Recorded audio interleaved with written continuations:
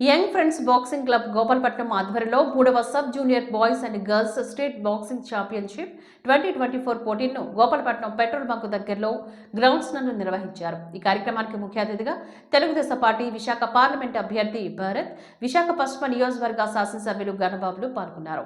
ఈ సందర్భంగా గణబాబు మాట్లాడుతూ 3వ sub junior boys and girls state boxing championship 2024 పోటీలను మన ప్రాంతంలో జరగడం ఎంతో అభినందనీయమని పేర్కొన్నారు. ఈ క్రీడా పోటీలో పాల్గొన్న క్రీడాకారులకు అభినందనలు తెలియజేశారు. ఈ పోటీలో మంచి ఫలితాలు సాధించి జాతీయ స్థాయిలోని రాణించి మంచి ఫలితాలు సాధించాలని సూచించారు. ఈ కార్యక్రమంలో బాలాజీ విద్యా సంస్థల చైర్మన్ మండవ రవికుమార్, ద్రోణాచార్య అవార్డు గ్రహీత వెంకటేశ్వరరావు, ఆంధ్రప్రదేశ్ బాక్సింగ్ అసోసియేషన్ కార్యదర్శి Lakshman Dev, boxing ring official committee chairman Nageswararao, Raviraj, Gorle Nagarjuna, దాడి రమేష్ నాయుడు, రాజు, మూర్తి, పట్నాయక్, నారి, Pinniraju, Satyaraju, Allam Ramesh, Polli Apparao, Bobby, Kanakakumar, Yalamanchili Prasad, Srinivasarao, Alajangi Srinu, Ramesh, boxing coach Prabhakar, Nookaraju, Kiran Kumar, వివిధ జిల్లాల క్రీడాకారులు తదితరులు పాల్గొన్నారు.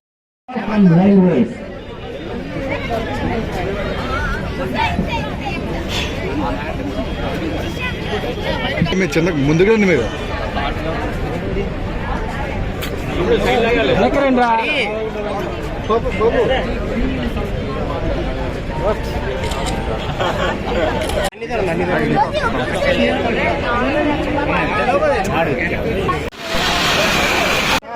గారు వెనక పెట్టండి. Manoj Anant Kapoor in that corner వెసల్స్ కేశవ్ గంగాత తీసుకోవాలి. శ్రీమతి కనకదుర్గాసం రైల్వే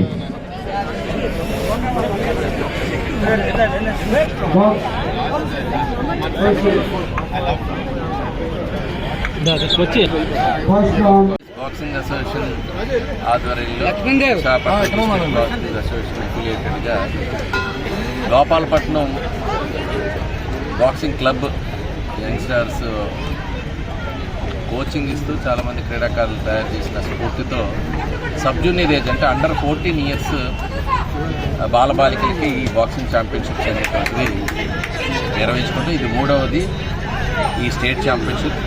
దీనిలో గెలిచినటువంటి వారు నెక్స్ట్ మంత్లో అక్కడ నోయిడాలో జరగబోయేటువంటి నేషనల్ ఈవెంట్లో అన్ని రాష్ట్రాలు పాల్గొనేటువంటి ఆ ఈవెంట్లో ఇందులో గెలిచిన వాళ్ళు పార్టిసిపేట్ చేసేటువంటి ఒక అఫీషియల్ ఛాంపియన్షిప్ని గోపాలపట్నం హోస్ట్ చేయడం, ఈ ప్రాంతంలో హోస్ట్ చేయడం చాలా తర్వాత ఈ గేమ్ని, ఎందుకంటే బాక్సింగ్ అనగానే విశాఖపట్నం అంటే బాక్సింగ్, ఆ రకంగా విశాఖపట్నం నుంచి మంచి ప్లేయర్స్ని తయారు చేసేటువంటి ఒక ఆర్గనైజేషన్ కానీ కోచెస్ కానీ ఆ సిస్టమ్ని అడాప్ట్ చేశారు పెద్దలు. ఎప్పటి నుంచో కొన్ని ఏళ్లుగా బాక్సింగ్ అనగానే మన రాష్ట్రంలో గుర్తొచ్చే ప్లేస్ వైజాగ్.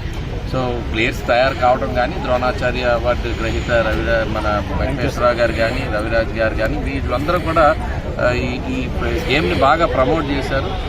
సో బాక్సింగ్ అనేటప్పటికీ పార్టిసిపేషన్ కూడా ఆ రకంగానే పేరెంట్స్ని వీళ్ళందరూ కూడా.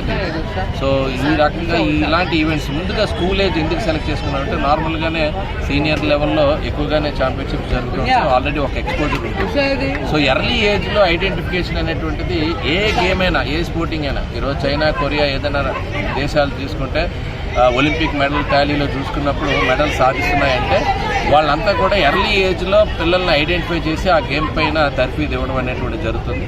అదే త్రోవలో మన ఇండియాలో కూడా మన ప్రాంతంలో కూడా ఎర్లీ ఏజ్లో పిల్లల్ని ఐడెంటిఫై చేయడం, వాళ్ళకి కోచింగ్ ఇవ్వడం. కోచింగ్ ఒకటే కాదు, కోచింగ్ అయిన తర్వాత వాళ్ళ నైపుణ్యాన్ని ప్రదర్శించుకోవడానికి పోటీలు కూడా అత్యంత అవసరం.